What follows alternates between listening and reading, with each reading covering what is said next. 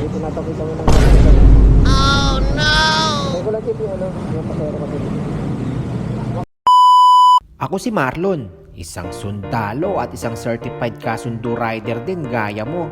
Bago nga ako bumiyahe, lagi ko munang sinisigurado ang magandang kondisyon ng aking motor at ganoon din ang kalinisan nito. Kakaya din kasi sa ating mga nagagandahan at poging mga pasahero kung mukhang pang-araro ang motor ko.